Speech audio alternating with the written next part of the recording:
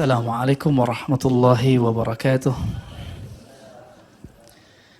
Innal hamdalillah nahmaduhu wa nasta'inuhu wa nastaghfiruh wa na'udzu billahi min shururi anfusina wa min sayyiati a'malina. May yahdihillahu fala mudilla lahu wa may yudlilhu fala hadiya lahu. Amma ba'du fa ya ibadallah usini wa iyyakum bittaqwallahi faqad fazal muttaqun. Wa naqulu asbahna wa asbahal mulku lillah.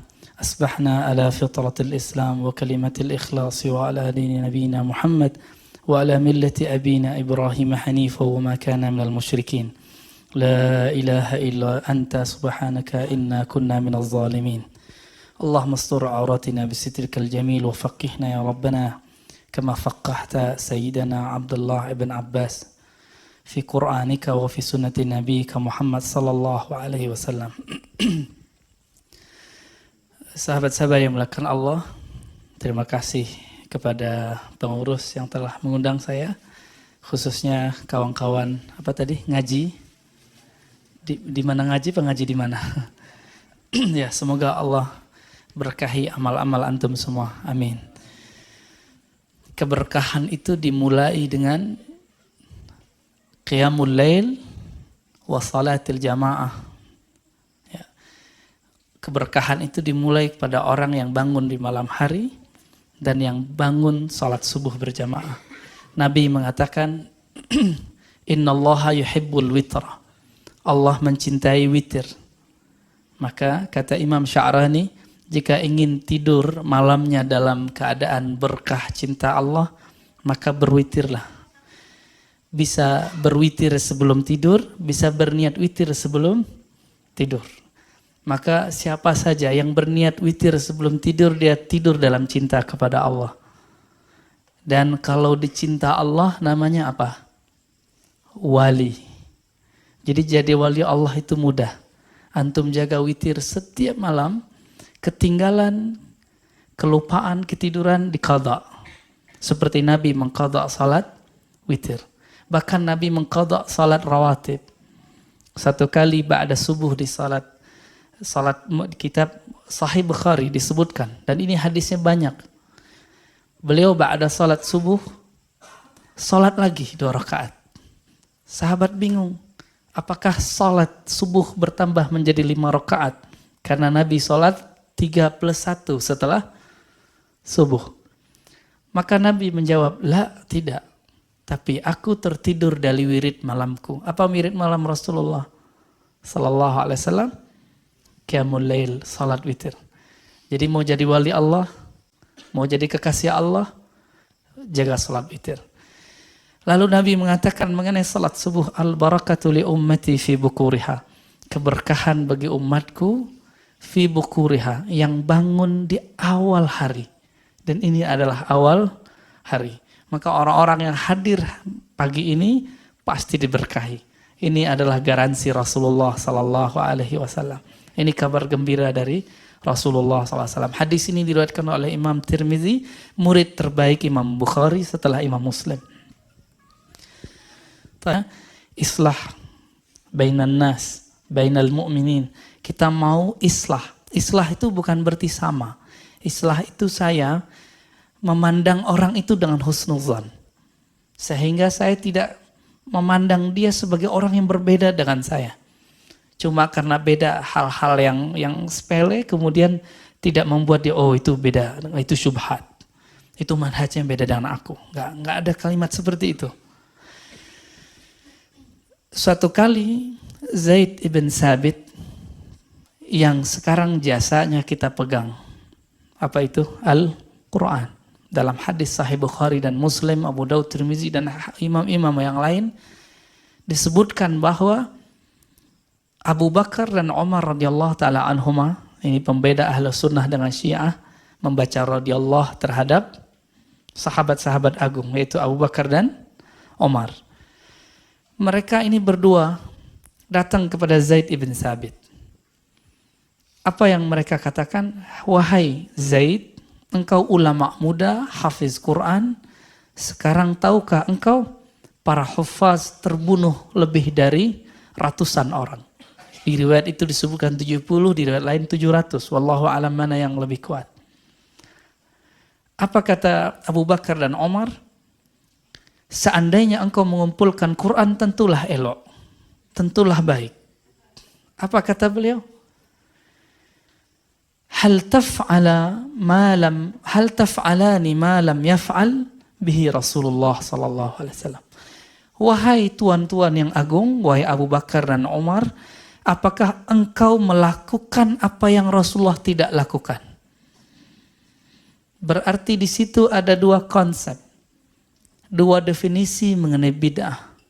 Definisi Abu Bakar dan Umar dan definisi Zaid. Abu Bakar dan Umar radhiyallahu taala anhuma ketika memahami suatu kebaikan, maka itu dianggap bagian dari sunnah, meskipun Nabi tidak buat. Namun Zaid ibn Thabit, kalau Nabi tidak buat, tidak lakukan, maka itu adalah bid'ah. Ada dua mazhab. Jadi dari dulu mazhab itu sudah ada. Maka antum yang memaksakan mazhab itu jadi satu, itu mustahil. Yang ada itu mazhab didialogkan, bukan dibenturkan. Coba lihat apa yang mereka lakukan. Lalu Abu Bakar dan Umar menjelaskan hujah-hujah mereka kepada Zaid ibn Thabit. Lalot, berbolak-balik, bolak-balik, jawab-jawab. Dan itu tidak sebentar. Memakan waktu yang sangat panjang. Akhirnya Zaid mengatakan, fa'ara ma ra'aya. Aku kemudian I see. Ara itu terjemahan Inggrisnya I see. Aku faham apa yang mereka fahami berdua. Maka Zaid bin Thabit menerima, tapi beliau mengatakan, seandainya engkau memerintahkan aku an anqula jabalan ila jabalin, memindahkan gunung ke gunung yang lain, tentu lebih mudah daripada memindahkan Al-Quran kepada satu tempat. Kenapa? Kalau gunung kelihatan nggak? Kalau Quran di mana? Di dada. Gimana ngumpulinnya? Namun Zaid bin Thabit ternyata terima. Kita baca kisah itu, ternyata kisah itu sebelumnya yang berdebat adalah Abu Bakar dan Umar. Ternyata Abu Bakar dan Umar pun beda faham. Zaid bin Thabit di awal satu faham dengan Abu Bakar. Yang Nabi tidak buat, hal taf'al ma lam yaf'alhu Rasulullah, apakah engkau buat satu yang tidak buat oleh Rasulullah sallallahu alaihi wasallam? Maka itu bid'ah. Tapi Umar mengatakan, kalau kita tidak kumpulkan Quran, maka umat setelah kita, generasi setelah kita mau baca Quran apa? Maka beruntunglah antum, karena bid'ahnya Umar, kita masih dapat baca Quran. Dan sekarang udah jadi Android ya. Ada di handphonenya enggak? Ada di smartphone. Itu adalah bid'ahnya Umar. Lalu mereka dialog. Dialog itu tidak ada di sana. Ente syubhat, Umar, enggak ada. Manhaj kita beda loh. Saya enggak mau dengerin. Kabur gitu, enggak ada. Enggak ada kalimat itu muncul. Tapi di situ bertanya, hal. Itu kan pertanyaan. Pertanyaan sopan. Hal taf'al ma lam yaf'alhu Rasulullah. Hei Umar, apakah engkau buat yang Nabi tidak buat? Sopan enggak tuh? Cuma nanya. Nanya konfirmasi, maksud kamu apa? Tapi enggak. Itu ente bid'ah, enggak bisa, enggak begitu. Ya. Kawan saya khutbah di satu tempat. Cuma sayangnya, dia tidak tahu adab di tempat itu enggak boleh angkat tangan. Dia angkat tangan kemana-mana. Berdirilah seseorang, angkat tangan lagi, ente turun, di sini khutbah ente nggak bener, nggak beradab ente. Mana yang nggak beradab? Yang negur di bawah atau yang di atas? Jadi yang negur lupa, dia negurnya nggak pakai adab. Seharusnya gimana caranya? Tunggu selesai dulu, dia qadha dulu sholatnya. Kalau memang dia nggak yakin sahih, dia sholat zuhur dulu, habis itu baru dia ajak ngobrol tuh orang. Atau selesai sholat, dia ajak langsung ngobrol. Bukan berdebat, tapi berdialog. Jadi teman-teman semua, ini yang kita sebut piknik. Ternyata pemahaman yang sempit itu bisa dipiknikkan. Maka selamatlah antum yang suka piknik. Yang ngajinya bukan kepada Satu orang. Amalkan sikap Abu Bakar dan Umar. Adakah yang lebih mulia dari mereka setelah Rasulullah SAW? Gak ada. Nabi mengatakan apa? Iktadu bisyaikhaini. Ya. Hendaklah kamu iktidak, mengambil kudwah dengan dua syekh yang hidup min ba'di, setelah hidupku. Ini pesan Rasulullah SAW. Kenapa Nabi nggak sebut Ali? Ali bukan syekh. Syekh itu artinya tua, orang tua. Kalau Ali lain lagi. Ana madinatul ilmi wa aliyun wa abuha. Riwayat Imam Tirmizi. Kalau Utsman lain lagi. Kalau Umar disebut dengan dua model. Disebut dengan muhaddas. Muhaddas bukan ahli hadas. Muhaddas artinya mulham. Orang yang dapat ilham. Maka ketika Umar radhiyallahu taala anhu melihat orang di malam Ramadan, ada yang ruku, ada yang sujud, ada yang berdiri, ada yang lagi tidur-tiduran, ada yang senderan, ada yang baca Quran. Beliau mengatakan, seandainya engkau hai Ubay memimpin mereka sholat. Dipimpinlah sholat berapa rakaat? 20 rakaat. Dan rakaat itu sampai sekarang masih bertahan di Madinatul Munawwarah dan Makkah Al-Mukarramah. Ya, Al-Madinah Al-Munawwarah dan Makkah itu masih 20 rakaat. Cuma di sini pengurusnya kan sayang sama jamaah. Takutnya kalau lebih dari 11 kabur atau pingsan. Taib. Apa kata Umar? Ni'matil bid'atu hazihi. Ketika melihat orang-orang ruku rapi semua. Sujud rapi semua. Semuanya rapi. Apa kata beliau? Ni'matil bid'atu hazihi. Senikmat-nikmat bid'ah itu ini. Anaknya Abdullah bin Umar. Anaknya siapa? Umar. Beliau itu melazimkan, mengkontinyukan salat duha. Nabi tidak pernah mendawamkan salat duha. Lalu ditanya oleh seorang muridnya, apakah engkau buat yang Nabi tidak buat? Nah, kira-kira sama begitu. Apa jawaban beliau? Ni'matil bid'atu hazihi. Senikmat-nikmat bid'ah itu ini. Dan ini semua riwayatnya sahih. Maksud kalimat-kalimat ini apa? Jadi teman-teman semua, ketika kita berbeda faham, maka bertanyalah, bukan menghindar. Maka konfirmasilah, bukan menuduh syubhat. Itu maknanya. Karena inti dari agama kita bukan mengenal sunnah bid'ah, tapi inti dari agama kita adalah al-akhlaq al-karimah yang disebut dalam hadis husnul khulq. Akhlak yang baik. Orang di zaman Nabi, seorang perempuan, pasti hadis ini sering dibacakan para ustadz. Dia sholat malam setiap malam. Bahkan hampir tidak tertidur. Tapi sama tetangganya gak baik. Apa kata Rasulullah? Finnar. Itu bukan tetangga sholat loh. Tetangga rumah. Menurut antum gimana? Jika ada seseorang tetangga sholat kita gak nyaman sama kita. Suatu kali Mu'az bin Jabal memimpin sholat. Kepanjangan. Di belakangnya banyak orang-orang pekerja kayu, pekerja pengangkat batu. Hadis Sahih Bukhari, Muslim, Abu Daud, Tirmizi. Dan hadis ini sangat mengagetkan saya. Kenapa? Nabi SAW ternyata pro-nya bukan ama orang yang keluar dari sholat. Jadi ada seorang pekerja keras. Dia udah kecapean sholat. Dia pengennya Mu'az itu baca li'ila fi Quraisy atau alam nasrah aja deh gitu. Kenapa? Kakinya udah gemeteran. Ya. Daripada pingsan, mending dia mundur. Akhirnya dia mundur, lalu dia selesaikan sholatnya sendiri. Selesai sholat, Mu'az dikasih kabar oleh orang-orang. Itu ada munafik. Munafik itu gimana? Saat sholat bersamamu, dia keluar. Oh, jadi dulu ternyata kalangan sahabat itu memandang orang yang keluar dari jamaahnya munafik. Mirip-mirip sekarang lah ya. Oh, wah kayaknya udah kena syubhat nih.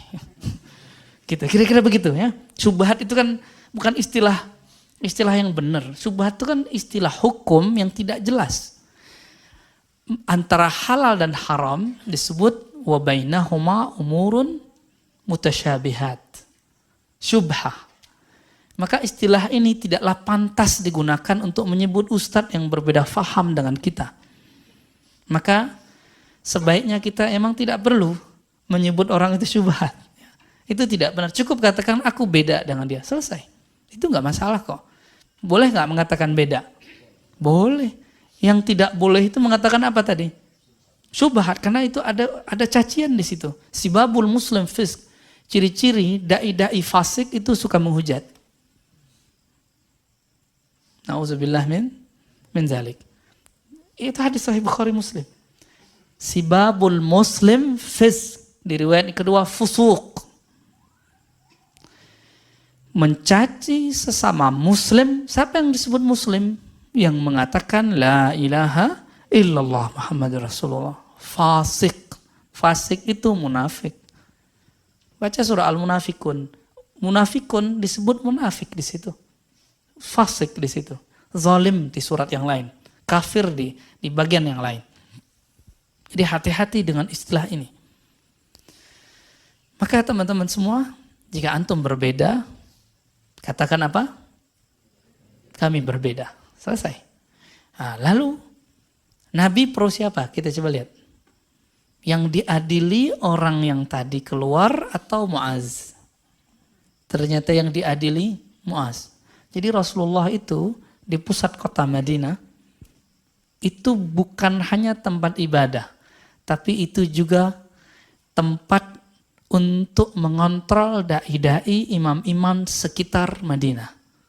Salah satunya adalah Muaz ibn Jabal, yang dia itu sholat isya'nya 2 kali. Jadi habis sholat dengan Nabi, dia pulang untuk menjadi imam di kampungnya itu, di dusunnya. Berarti sholat isya itu boleh ditakhir dengan syarat jamaah. Jadi antum nanti kalau buat kajian panjang berseri, nanti sholat isya jam 9 boleh kok, jam 11 boleh, tapi berjamaah. Mau sholat isya kabur, itu baru bid'ah. Ya, meeting, penting Ustaz, penting Ustaz. Ini lebih penting dari jamaah, oke. Pas udah lewat 15 menit, orang selesai sholat jamaah, meetingnya selesai, terus dia nggak mau sholat jamaah. Itu baru meeting nggak diberkahi. Tapi bolehkah meeting di saat orang sholat jamaah? Boleh. Dengan syarat nanti antum buat gelombang kedua. Jadi selamat yang bekerja, antum punya ilmu baru pagi ini. Boleh mentakhir salat jamaah. Tapi mentakhir sholat sendiri, itu baru nggak benar ya.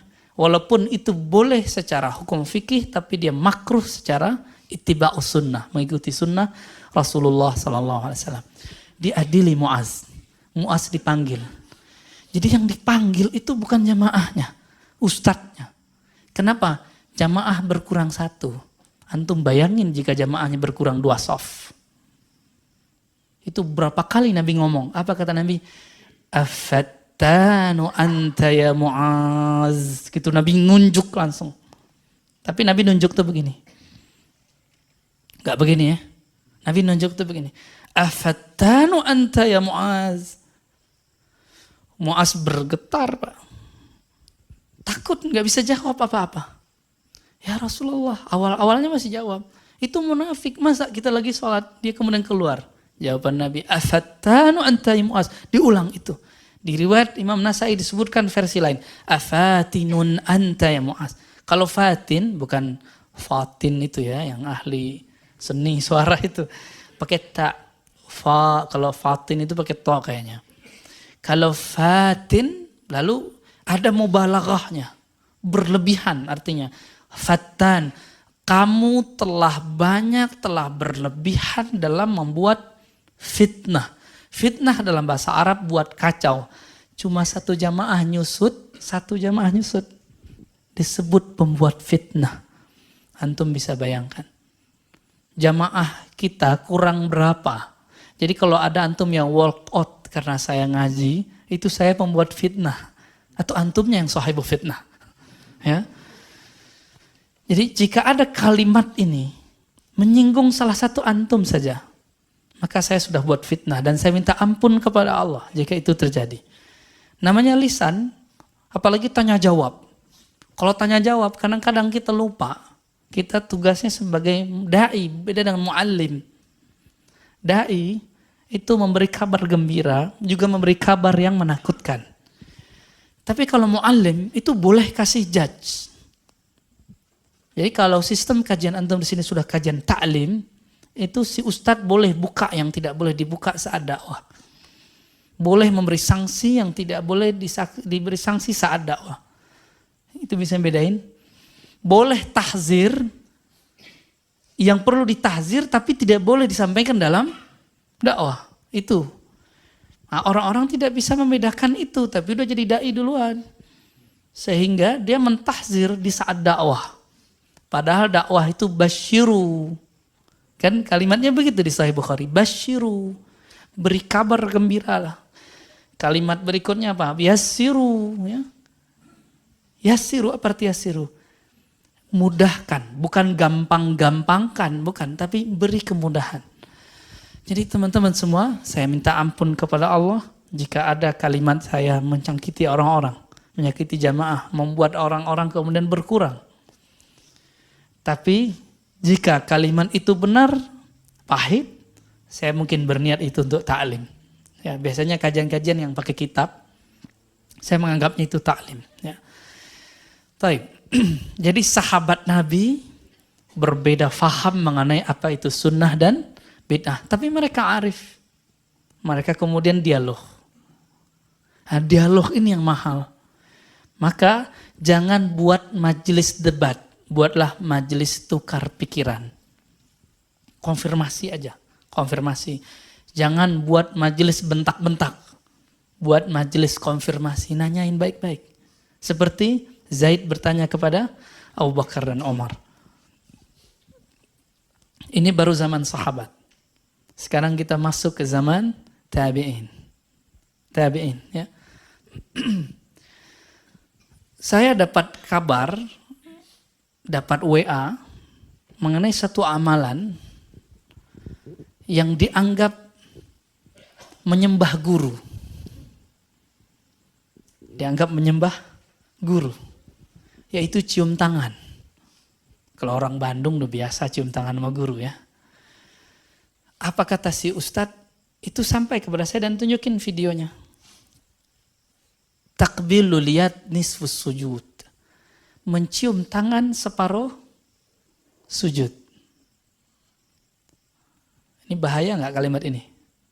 Bahaya. Ya. Karena sujud di situ artinya nyembah, toh? Ya, berarti saya separuh nyembah guru kalau cium tangan guru. Ini bahaya. Kita coba cek ulama-ulama tabi'in. Bahkan di sahabat sudah ada. Ya. Lebih dari cium tangan. Antum coba lihat.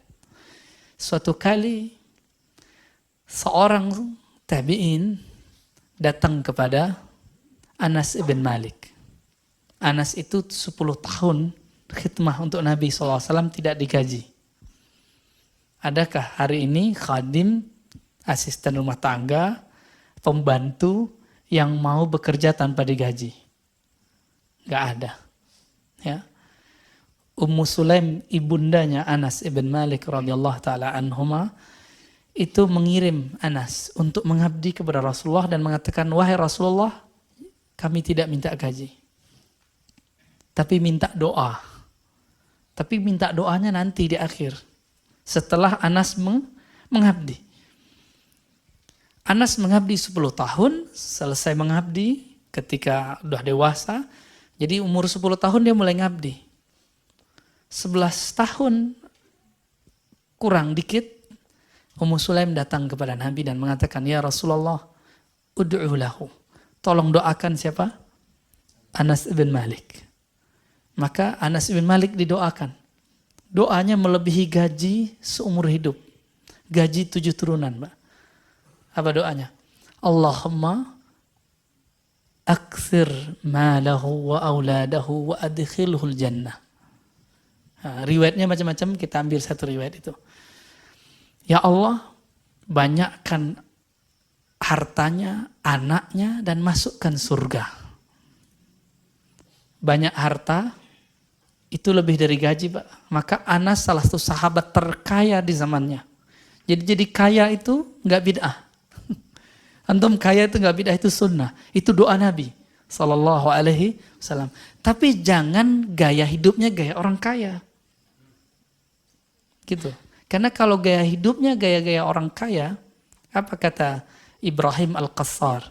Siapa yang sok kaya, iftaqarah, maka dia dikutuk menjadi bermental miskin.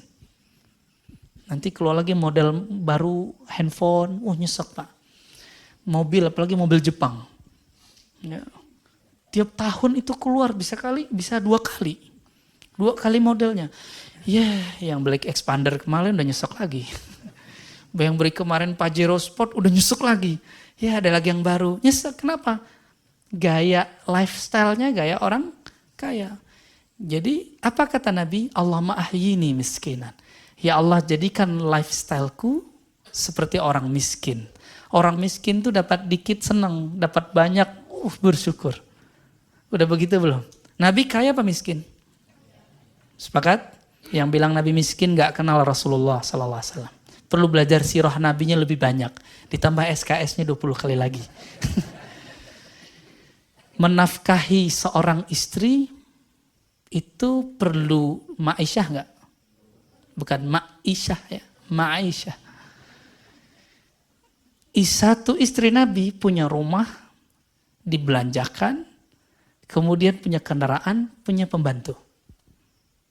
Berapa kira-kira gaji orang yang punya kemampuan seperti itu hari ini? Antum hitung sendiri ya, karena gaji per kota akan beda. Istrinya 9, antum kali aja, yang tadi kali 9. Kaya nggak tuh? Kaya Pak, bukan kayak orang kaya, tapi kaya. Dan saya nggak habis pikir kalau ada orang mengatakan Nabi itu miskin. Kata Imam Subki, siapa yang bilang Nabi miskin, ya, dia telah membuat murka para pecinta Rasulullah Sallallahu Alaihi Wasallam. Karena para sahabat itu kaya, itu doanya. Banyakin anaknya. Wah, ini problem nih bagi Ustadz sekarang ya. Banyak anak pasti banyak uminya anak-anak. Ya. Maka Anas mengatakan akramuna aksaruhum azwaja. Yang paling mulia di antara kami dulu yang paling banyak umi anak-anaknya. Hah? Berat nggak tuh? Ya itu yang antum belum sanggup, yang aneh juga belum sanggup kali ya. Terus di riwayat Muslim itu ada tambahan waghfir lahu, ampuni dia. Nah, yang tadi saya bacakan wa adkhilhul jannah, masukkan dia surga. Udah banyak harta, banyak ibunya anak-anak, banyak anaknya, diampuni dosanya, masuk surga. Adakah gaji yang paling hebat dari itu? Gak ada. Anas ibn Malik mengatakan, aku mencium tangan Nabi SAW dan aku merasakan tidak ada tangan yang lebih sejuk, lebih halus melebihi tangan Rasulullah SAW. Ketika seorang sahabat ini berjalan, didatangi oleh tabi'in. Salah seorang tabi'in ini kemudian bertanya, ya Anas, hei Anas, hal ra'aitan Nabiya sallallahu alaihi wasallam? Apakah engkau benar-benar telah memandang Rasulullah dengan matamu? Apa jawaban Anas? Oh, na'am. Ra'aitu bi'ainayya. Orang itu nanya lagi, dengan mata yang mana? Mata yang ini. Ditunjuk matanya. Maka orang itu minta izin, wahai Anas, izinkan aku mencium mata yang matamu itu memandang Rasulullah sallallahu alaihi wasallam. Nisfu sujud nggak? Saya nggak habis pikir itu kenapa orang berani mengatakan ini cium mata, bukan hanya cium tangan. Bahkan Ibnu Abi Mulaikah datang kepada salah seorang sahabat Nabi dan mengatakan, mana lisan yang dulu lisanmu itu diludahi oleh Rasulullah sallallahu alaihi wasallam. Dikeluarin lidahnya, dicium lidahnya itu. Itu bukan homreng itu Pak, bukan. Tahu homreng kan? Bukan. Itu yang disebut dengan bab at-tabarruk. bab mengambil keberkahan cinta kepada orang yang mencintai Nabi Sallallahu Alaihi Wasallam. Satu kali Umar yang punya anak ini ya, Abdullah bin Umar lebih tepatnya, merindukan Nabi Sallallahu Alaihi Wasallam. Maka dia cari di mana dulu Nabi pernah jalan-jalan, dia cari jejaknya dan dia jalan di jejak itu. Sambil mengenang Rasulullah Sallallahu Alaihi Wasallam. Dikenang. Dan dia teringat di pohon yang ini Rasulullah dulu pernah duduk. Tapi pohonnya sudah dipangkas, tinggal cuma ya bekas-bekasnya.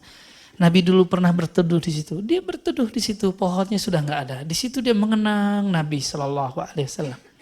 Itulah maulid yang dibuat oleh Abdullah bin Umar. Kenapa dia nggak perlu buat maulidan seperti orang-orang kita, seperti ulama di Hadramaut, seperti ulama di Al-Azhar? Itu di Mesir, orang buat dari 1 Rabiul Awal sampai tanggal 12, ditutup dengan pawai sholawat. Setiap tempat bos, karena saking gembiranya, merindukan Nabi Sallallahu Alaihi Wasallam. Bukan menyembah Nabi, tapi mengenang Nabi Sallallahu Alaihi Wasallam. Karena kita tidak bisa melihat hari ini di manakah telapak Rasulullah. Kita nggak tahu di manakah pohon Nabi dulu berlindung. Maka teman-teman semua, kita husnuzon sama orang maulid. Mungkin dia ingin mengenang cinta para sahabat kepada Rasulullah Sallallahu Alaihi Wasallam. Kalau kita nggak maulid, kita ganti namanya kajian sirah Nabi. Ya, maka saya setiap pagi saya kajian sirah Nabi, saya maulidan tiap hari. Nggak perlu nunggu 12 Rabiul Awal. Tapi kalau ada orang mau 12 Rabiul Awal, nggak apa-apa. Siapa yang mengatakan nggak apa-apa? Itu imam syekh yang dulu dinukil oleh guru antum, guru kita semua, guru anak-anak muda di Indonesia, Ustadz Adi Hidayat, yang karena nukil imam ini, beliau ditahzir oleh banyak orang. Siapa nama orang yang disebut oleh beliau? Sayyid Muhammad Ahlawi Al-Maliki. Gelar Sayyid bagi orang yang tidak faham dikira menyembah guru. Disebut Taghut Makkah. Jadi salah seorang yang mentahzir Ustadz Adi dulu mengatakan, masa Taghut Makkah dikutip-kutip, diikut-ikuti, kira-kira begitu. Apa kata Sayyid Muhammad? Orang Mekah. Beliau, ayahnya, kakeknya, kakek dari kakeknya itu adalah pengajar Masjidil Haram sebelum Masjidil Haram dikuasai oleh orang-orang yang hari ini menguasai Mekah. Apa kata beliau? Jika engkau mengenang nabinya hanya sanggup sekali setahun, maka menurutku itu wajib. Kalau Abdullah bin Umar, Anas bin Malik setiap hari dia mengenang Rasulullah Sallallahu Alaihi Wasallam, maka nggak perlu maulidan. Ya, saya ditanya, Tat, bukannya maulid duluan yang buat Syiah? Saya jawab canda aja, Syibeh kali. Ya, di Syiah ada, betul di zaman Fatimiyah. Tapi di kalangan Muslim itu Sultan Muzaffar, lalu dibangkitkan lagi oleh Sultan Panglima terhebat yang kita puji setiap saat, Salahuddin Al-Ayyubi. Jadi dua orang ini, kita nggak ikut maulidnya Syiah, kita ikut maulidnya Ahlus Sunnah. Maka jika disebut bid'ah, teman-teman, mari coba kita bandingkan bid'ah menurut para sahabat, para ulama dengan bid'ah menurut para pendakwah hari ini. Itu jauh berbeda. Satu kali Syekh Al-Islam Ibn Taymiyah, yang saya juga punya kritik terhadap akidah beliau, tapi saya tidak membenci beliau. Saya mencintainya, seperti Syekh Yusuf An-Nabahani mengatakan aku mencintainya, namun aku mengkritiknya. Karena kritik itu boleh-boleh aja, yang nggak boleh mencaci. Antum kritik kita itu boleh, tapi mencaci itu tidak boleh. Syekh Ibn Taymiyah rahimahullah punya kitab judulnya Iqtida' Siratal Mustaqim. Apa kata beliau? Al-bid'atu adalah, bid'ah itu adalah kullu ma lam yadulla alaihi dalilun syar'i. Bid'ah secara ilmu hukum Islam bukan yang Nabi tidak buat, Tapi bid'ah adalah yang tidak ada dalil syaraknya. Pertanyaannya, yang udah pernah ngaji di pesantren atau di sini ada ustadz ngaji usul fikih, yang disebut dalil syariat ada berapa? Yang disepakati ada 4. Quran, sunnah, ijma, qiyas. Yang diperdebatkan oleh imam-imam mazhab ada lebih dari 10. Ada namanya maslahat. Apalagi? Istihsan, uruf, qaulus sahabi. Banyak sekali. Syar'u man qablana. Terus. Semuanya masuk di situ. Jadi ketika orang-orang mengatakan, oh nggak ada di Quran, kita lihat di sunnah. Nggak ada di sunnah, kita lihat di ijma. Nggak ada di ijma, kita lihat di qiyas. Jika tidak ada di 4 ini, maka siap-siap terjadi ikhtilaf di antara ulama. Tolong bedakan, ikhtilaf ulama bukanlah bid'ah. Kalau ulama yang ikhtilaf, belum bid'ah. Tapi kalau tidak ada ulama yang beramalkan, baru bid'ah. Jadi kalau masih ada nih perdebatan, ini mengatakan boleh, ini mengatakan tidak boleh, maka dia tidak bid'ah. Ini paling gampang. Kalau antum belum sampai level ustadz, mampu baca kitab, udah gampangnya gimana? Jika masih ada ulama yang mengatakan ini baik, ini tidak baik, maka yang baik adalah sunnah. Berarti sunnah bukanlah sesuatu yang Nabi buat saja. Tapi sunnah itu setiap amal yang Nabi SAW buat ataupun tidak buat, tapi ada dalilnya. Nabi pernah nggak ngaji hari Ahad pagi begini? Yang hari Ahad kajian itu agama apa? Tasyabuh nggak? Tasyabuh nggak? Enggak lah ya. Kenapa? Materinya beda walaupun sama-sama hari Ahad. Yang liburan hari Sabtu siapa? Yahudi. Antum liburan nggak hari Sabtu? Jauh-jauh amat nunggu 1 tahun ya.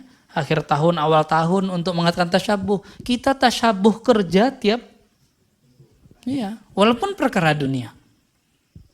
Ngajinya kan sekarang ada kajian Sabtu, kajian Minggu. Mana orang mau buat kajian Jumat? Paling yang bapak-bapak ini ada apa Pak?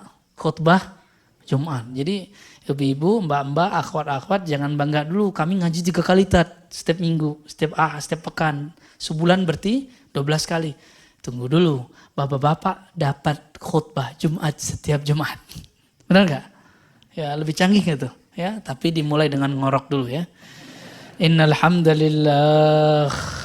Ya. Bangunnya nanti pas antara 2 khutbah, Pak. Ya. Makanya kalah sama ibu-ibu di belakang ya. Taib, ini level Ibnu Taimiyah, wafat tahun 708 Hijriah. Oleh karena itu, ini sebagai contoh.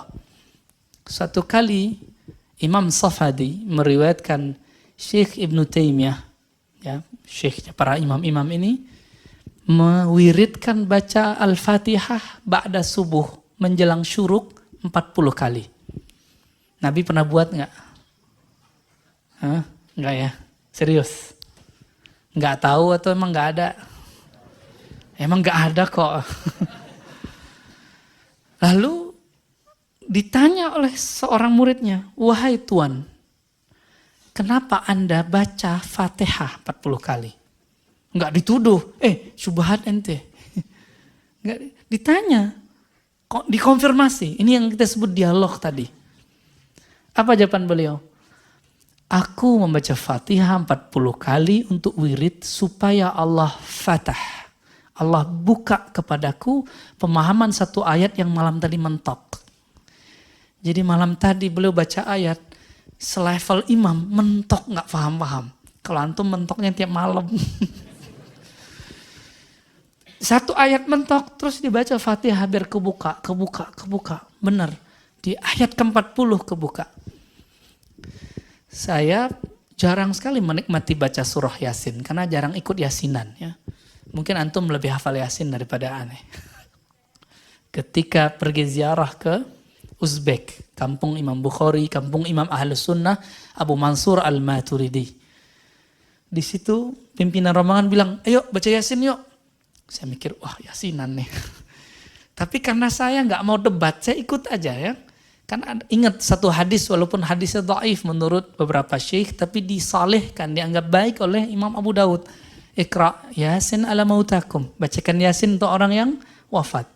Maka saya ikut husnuzon dengan baca ayat, dengan baca hadis itu. Kita mulai baca Yasin. A'udzubillahi minasyaitonirrajim. Bismillahirrahmanirrahim. Saya baca Yasin. Itu bergetar Pak. Masih berdiri semua. Wah, ini kok beda sekali baca Yasin yang di sono sama yang di Bandung ya. Yang di Bandung, yang di Ciputan, yang di Depok kok beda gitu rasanya. Yang di Jakarta kok beda. Saya ikutin terus, gituin terus. Ternyata selama ini saya ngerasa ustadz. Merasa diri ini sudah pinter, sudah alim. Waktu itu udah malam, kira-kira jam 8, saya merasa diri saya murid. Saya ikut aja deh gitu. Jadi mengalah sedikit, mau dipimpin oleh orang, ternyata Allah buka di situ. Baca satu huruf di surah Yasin itu, satu huruf itu saya tahu maknanya.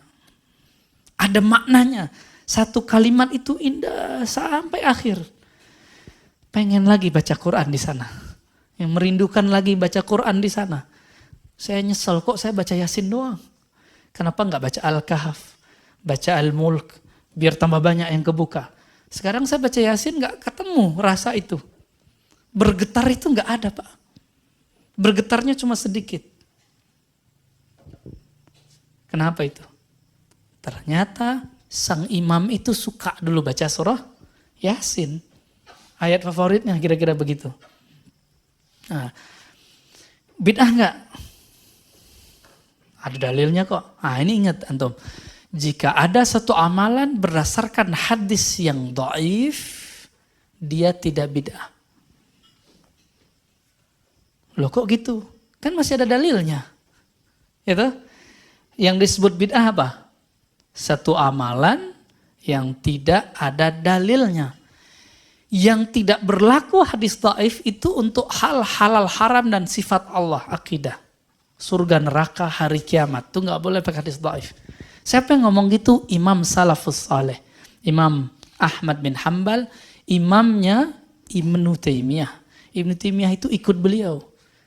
Disebut Sayyidus Salaf. Penghulu ulama salaf. Apa kata beliau? Idza rawaina fil halali wal haram tasyaddatna. Jika kami meriwayatkan hadis mengenai halal haram, kami ketat. Yang dipakai cuma sahih hasan. Wa idza rawaina fi ma siwa dzalik tasahalna. Ya. Jika kami meriwayatkan selain halal haram, maka kami melonggarkan. Maka Imam Ahmad terkenal sebagai imam yang membolehkan hadis dhaif. Banyak yang ngeles, enggak, hadis dhaif yang dimaksud hadis hasan. No, bukan. Kita bisa buktikan berapa banyak amalan Imam Ahmad bersumber dari hadis dhaif. Banyak Pak, banyak sekali. Dan itu menjadi mazhab Hanbali. Oleh karena itu bermazhab adalah amalan salaf. Yang mengatakan bermazhab luar salaf itu telah mengingkari sejarah salafus saleh. Ya, saya mau tanya, Imam Ahmad bin Hanbal wafat tahun berapa? 241. Ya.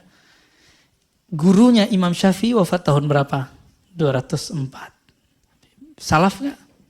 Salaf ujungnya kan 300. Ini masih di bawah 300? Masih. Imam Malik tahun 179. Imam Abu Hanifah 150. Maka 4 imam ini adalah imam salafus saleh. Antum ikut salah satunya, maka antum salafi yang sahih. Jadi salafi itu mudah sebenarnya. Sangat mudah. Tapi saya nggak tahu kalau nama ini kemudian telah jadi brand banyak orang atau sedikit orang. Ya, maka saya meyakini saya ikut salaf. Karena imam saya adalah Imam Syafi'i, Imam Malik, Imam Abu Hanifah, Imam Ahmad bin Hanbal. Bukan satu imam. Imam kita ada Bukhari, Muslim, Abu Daud, Tirmizi. Nah ini contoh Tirmizi. Bahwa beramal dengan hadis dhaif itu adalah sunnah, bukan bid'ah. Silakan buka Sunan Tirmizi. Sunan itu jamak dari sunnah. Nanti ketemu satu bab. Bab akikah. Al-aqiqah bahasa Arabnya. Akikah. Udah ada terjemahannya sekarang ya. Hadis pertamanya mengenai azanil maulud. Mengazankan bayi baru lahir. Mengazankan bayi baru lahir. Saya sudah cek ternyata rawinya dhaif 2 orang. Lemah 2 orang. Jadi Imam Tirmizi ngambil dari seorang ulama, dari Nabi SAW, bahwa Nabi mengazankan cucunya. Dan di riwayatnya ada 2 rawi yang dhaif. Tapi Imam Tirmizi, murid Imam Bukhari mengatakan, hasanun sahih. Hadis ini hasan plus sahih.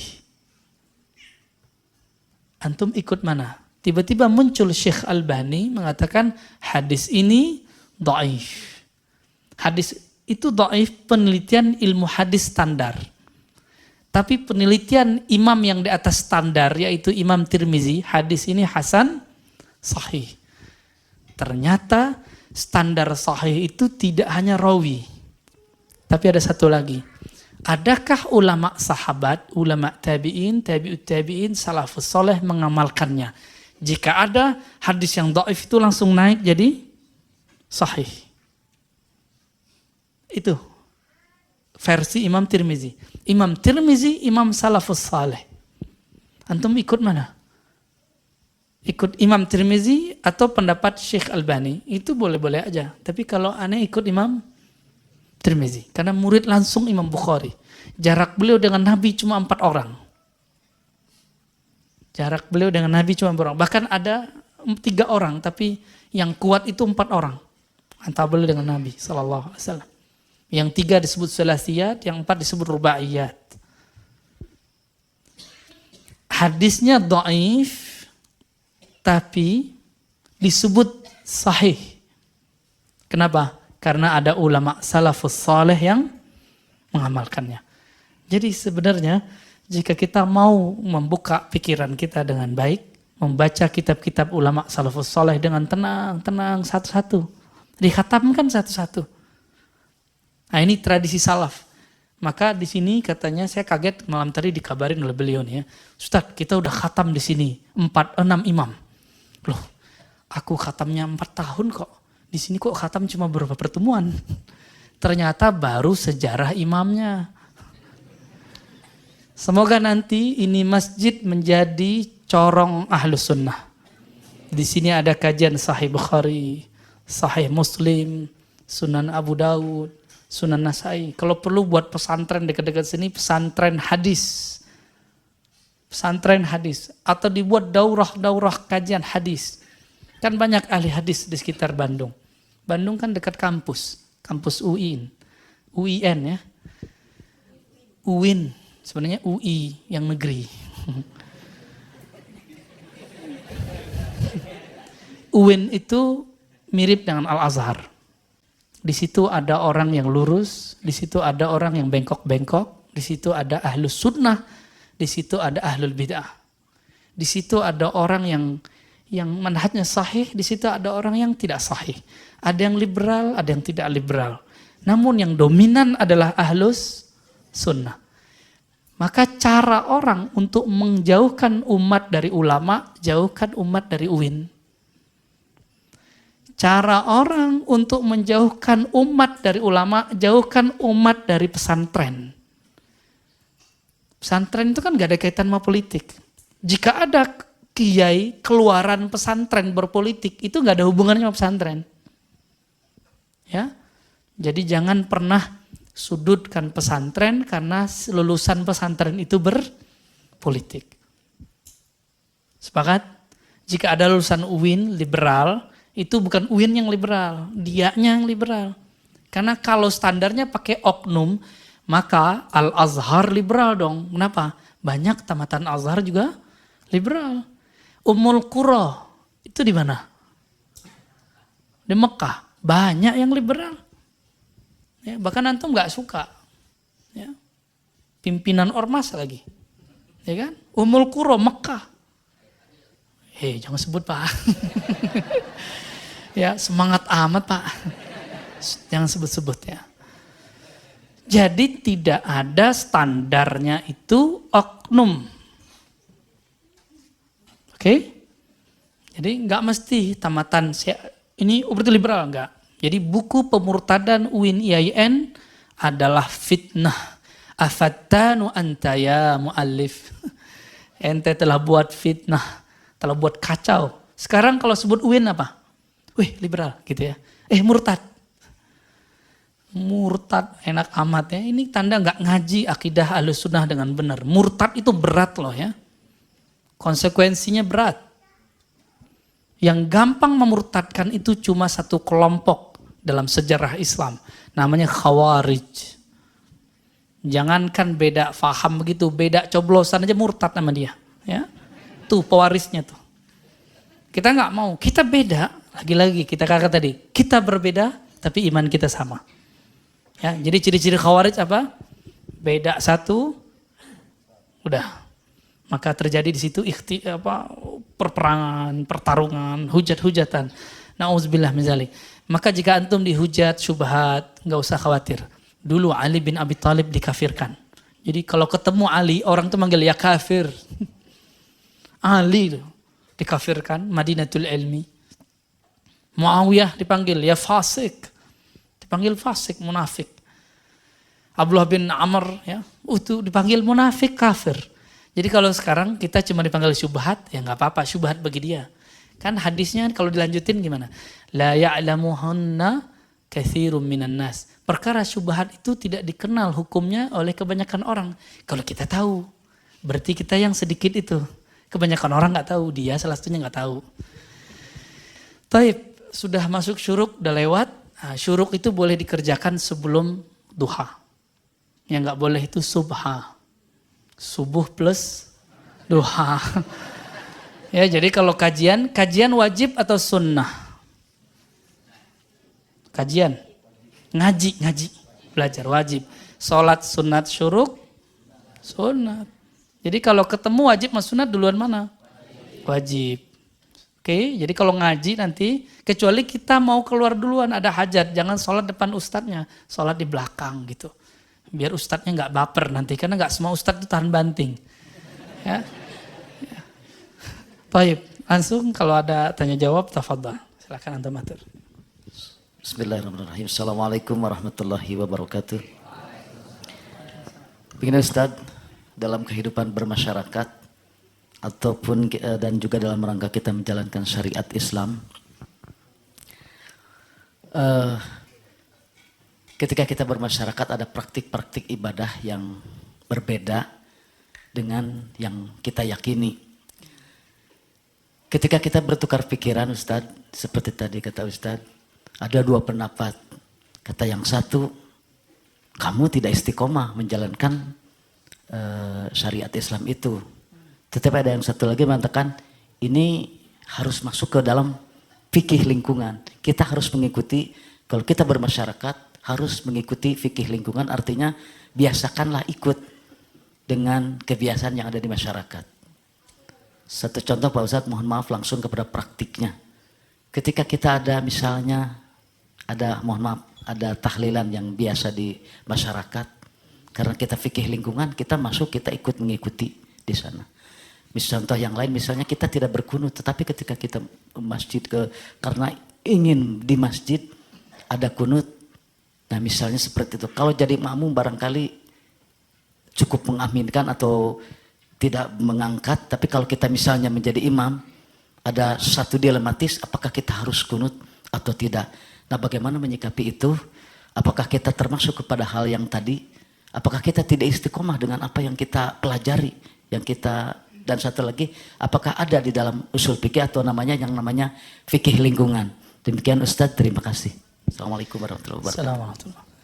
Mungkin maksudnya adalah fikih sosial, bukan fikih lingkungan. Ya. Fikih lingkungan itu telah ditulis oleh guru dari guru-gurunya kita. Saya nggak ketemu beliau, tapi hanya mengamati beliau di YouTube dan TV-TV. Syekh Yusuf Al-Qaradawi. Syekh Yusuf Al-Qaradawi, selain bab politik saya suka beliau. Bab politik kita punya perbedaan gitu. Dan bahkan Syekh Wahbah Zuhaili yang ditulis itu, yang terjemahannya sudah ada, yang disebut salah satu gurunya Ustadz Wah ya, Ustadz Adi, itu mengatakan kalau ada mujtahid, imam mujtahid hari ini maka Yusuf Al-Qaradawi dah. Sebelum terjadi konflik politik di Timur Tengah yang parah ini ya. Beliau nulis buku Fiqhul Bi'ah, fikih ekologi lingkungan. Itu beda dengan fikih sosial. Mungkin maksud Bapak adalah fikih sosial, al-fiqh al-ijtimai. Kalau dalam usul fikih disebut dengan uruf. Uruf itu sesuatu yang telah diketahui, dilakukan berulang-ulang kali atau disebut dengan adat. Adat itu bahasa Arab dari ada ya'udu, adatan, yang berulang, ada, berulang. Uruf diketahui dari kata satu kata dengan ta'aruf, arafa ya. Arafa. Berarti diketahui bahwa itu baik, itu disebut dengan uruf. Nah, maka yang mungkin pas disebut fiqhul urf, fikih uruf atau fikih sosial. Gimana tanggapan kita? Kalau kita ketemu yang berbeda di tempat dia, maka yang diketemukan, yang dikemukakan di situ bukan siapa kita, tapi adalah akhlak dia. Suatu kali Imam Syafi'i berziarah ke kuburan Imam Abu Hanifah. Karena waktu Imam Abu Hanifah wafat 150, Imam Syafi'i baru lahir. Karena nggak ketemu, beliau cuma ketemu dengan muridnya Abu Yusuf Muhammad bin Hasan Syaibani. Maka beliau ziarah, lalu sholat di masjid dekat situ. Ketika sholat subuh, muridnya nanya, "Wahai Tuan Guru, kenapa engkau tidak berkunut? Kunut subuh." Jawaban Imam Syafi'i apa? "Aku menghormati yang dikubur di situ." Udah meninggal Pak, masih dihormati. Sekarang kita cuma karena beda masalah yasinan, kita udah gak hormat loh ke orang. Menurut Imam Syafi'i, hadis kunut yang sahih itu subuh. Menurut Abu Hanifah yang sahih itu witir. Salat witir pakai kunut itu yang sahih menurut Imam Abu Hanifah. Itu pun sebelum ruku. Dua orang ini sepakat untuk tidak sepakat, tapi tidak pernah menghujat dan tidak pernah mengatakan yang dikubur tuh syubhat. Nggak ada. Bid'ah itu kan sesuatu yang tidak ada dalilnya. Bukan sesuatu yang dalilnya lemah. Oleh salah seorang ustadz mengatakan tidak boleh ikut kunut. Kenapa? Itu bid'ah. Hadis dhaif. Nah, itu logikanya nggak nyambung. Logika hukumnya keputus di tengah jalan. Keputus. Kalau begitu, seandainya dia mikir nggak? Seandainya dia hidup di zaman Imam Syafi'i, berani nggak bilang, Imam, ente syubhat. Syafi'i, ente pelaku bid'ah. Hadis dhaif kok. Imam Muzani, depan Imam Syafi'i, pewaris ilmunya Imam Syafi'i itu Muzani, Humaidi, Ahmad bin Hambal. Itu merasa kayak semut depan Imam Syafi'i. Gimana dengan imam yang tadi bilang syubhat itu? Gak kelihatan kayaknya ya. Dia gak mikir sejauh itu. Ini kemudian jadi tanya jawab, bukan tanya jawab ya, tanda tanya gitu. Tanda tanya besar di kepala saya. Katanya ikut salaf gitu. Jadi ketika Bapak misalnya berkunut, terus jadi imam di masjid gak kunut, jangan kunut, hormati pengurusnya atau imam di situ. Kalau enggak usah jadi imam. Tapi rakaatnya jangan ditambah Pak. Ya. Itu disebut fikih sosial. Kalau istilah saya ada fikih akhlak. Tapi kita belum tulis bukunya Pak. Kalau istilah Syekh Hasan Al-Banna disebut fikih dakwah. Istilah Syekh Abdul Hasan Nadawi dengan fiqhul batin. Fikih qalbu. Jadi kita baru belajar ternyata fikih fisik. Belum belajar fikih qalbu. Silakan nanti diundang ustaz-ustaz yang pakar fikih qalbu itu. Pakar ilmu kolbu. Biar kajiannya membuat kolbu bersinar. Bukan bikin jidatnya bertemu. Baik. Jadi apakah kita disebut tidak istiqomah, enggak. Justru itu yang disebut istiqomah dalam akhlak yang baik. Nah, ini makna ayat innamal mu'minuna ikhwah. Ya, orang beriman itu bersaudara. Lalu di ayat itu dikatakan fa aslihu baina akhawaikum. Jadi kalau ingin melebur perbedaan menjadi suatu nikmat, wiridkan baca surat ini dan kaji tafsirnya. Surat Al-Hujurat. Islahlah antara saudara-saudaramu. Ayat ini turun dan jadi abadi karena Allah tahu umat ini pasti tidak akan mau islah. Maka perintahnya disuruh islah. Jangankan kita ya. Dulu ketika ada sahabat Ibnu Abbas divonis oleh dokter jangan sujud di atas debu karena matamu sudah sakit. Kata Ibnu Abbas radhiyallahu taala anhuma, la af'al ma lam yaf'alun Nabi. Saya enggak mau buat yang Nabi enggak buat. Enggak pantas masa seorang Ibnu Abbas sujud di atas sajadah sedangkan Nabi tidak pernah sujud di atas sajadah. Jadi antum ini ahli bid'ah semua ini. Hijau lagi. Ya, ini kayaknya tebel nih ya. Beda dengan yang di rumah kita tuh tipis ya. Udah gitu udah lecek lagi ya. Udah bekas lututnya itu udah nggak tanggung-tanggung. Di bagian hidungnya itu udah bau komedo. Beda ya. Hei, ahli bid'ah. Baik. Jadi teman-teman semua, ketika saya mengganti amal saya, fikih ibadah di depan kawan saya yang beda faham, di tempat dia, ini disebut fikih akhlak. Dan itu sunnah salaf saleh. Jadi nggak disebut tidak istiqomah. Misalnya bapak diminta jadi imam di masjid yang nggak jahar basmalah, udah nggak usah jahar basmalah. Masjidnya nggak biasa zikir-zikir ba'da sholat dengan jahar, ya udah nggak usah jahar. Gitu, sederhana nggak? Sederhana sekali. Jangan kemudian protes, misalnya imamnya nih zikirnya kenceng ba'da sholat, langsung pakai Allahumma antas salam, lantas jalan. Gak usah begitu, tungguin aja, biarin aja dia zikir sendiri, kita zikir sendiri. Ya. Cukup? Ya. Tadi masalah yasinan juga ya. Oh, yasinan tuh panjang pembahasannya Pak, satu pertemuan. Karena hadisnya ada beberapa ya, ada 5 hadis mengenai persoalan yasinan dan tahlilan itu. Mulai dari yang sahih sampai yang tidak sahihnya. Minimal 5 yang saya kumpulin di tulisan itu. Mohon doanya nanti insya Allah Maret ini saya mau selesaikan nulis buku sunnah-sunnah yang dianggap bid'ah. Sunnah-sunnah yang dianggap bid'ah. Insya Allah. Mohon doanya, amin. Baik, nanti saya kirim ke sini ya. Insya Allah. Baik, ada lagi?